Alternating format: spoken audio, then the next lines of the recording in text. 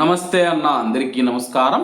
ప్రస్తుతం కువైట్లో మనం చూసుకుంటే గడిచిన 24 నుంచి 36 గంటల మధ్య మనం చూసుకుంటే కానీ ఇరాన్ ఎటువంటి దాడులు చేయలేదని చెప్పేసి కువైట్ రక్షణ మంత్రిత్వ శాఖ ప్రకటించింది. రక్షణ మంత్రిత్వ శాఖ ప్రకటించిన తర్వాత ఈరోజు మనం చూసుకుంటే కానీ కువైట్లో పేలుడు శబ్దాలు అయితే వినిపించాయన్నమాట.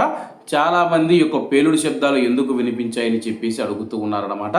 దీనికి సంబంధించి కువైట్ రక్షణ మంత్రిత్వ శాఖ కీలక ప్రకటన చేసింది.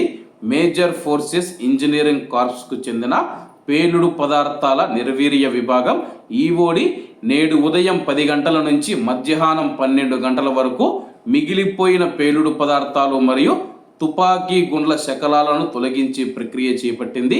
ఈ సమయంలో వినిపించే పేలుడు శబ్దాలు కేవలం నిర్వీర్య ప్రక్రియలో భాగంగా జరుగుతున్నవేనని, ప్రజలు ఎవరు ఆందోళన చెందవద్దని చెప్పి రక్షణ మంత్రిత్వ శాఖ స్పష్టం చేసింది. ప్రస్తుతం కువైట్లో మనం చూసుకుంటే పేలకుండా మిగిలిపోయిన, అలాగే కువైట్లో ఉన్న ప్రజలకు కూడా కువైట్ రక్షణ మంత్రిత్వ శాఖ గతంలో పిలుపునిచ్చిందనమాట.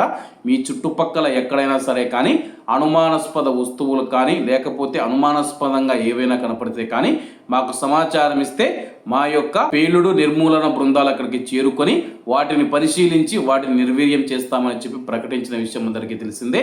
అందులో భాగంగానే ఇవి జరిగాయని చెప్పేసి ఇరాన్ వచ్చేసి మళ్ళా కువైట్ మీద దాడి చేయలేదని చెప్పి రక్షణ మంత్రిత్వ శాఖ క్లారిటీ ఇచ్చింది. కాబట్టి కువైట్లో ఉన్న ప్రజలు ఎవరు, కువైటీ ప్రజలు కావచ్చు, ప్రవాసులు కావచ్చు, ఎవరు ఆందోళన చెందవద్దని చెప్పేసి మంత్రిత్వ శాఖ తెలిపింది. కాబట్టి కువైట్లో ఉన్న మన భారతీయులు ఎవరైతే ఉన్నారో ఉదయం 10 నుంచి 12 గంటల మధ్య మీకు కూడా ఈ యొక్క పేలుడు శబ్దాలు వినిపించి ఉంటే తప్పకుండా కామెంట్ రూపంలో తెలియజేయండి. ఎందుకంటే చాలామంది భయాందోళనకు గురవుతూ ఉన్న నేపథ్యంలో రక్షణ మంత్రిత్వ శాఖ కీలక ప్రకటన చేసింది. కాబట్టి అందరూ బాగుండాలి, అందులో మనం ఉండాలి. అందరికీ నమస్తే అన్న, జై హింద్.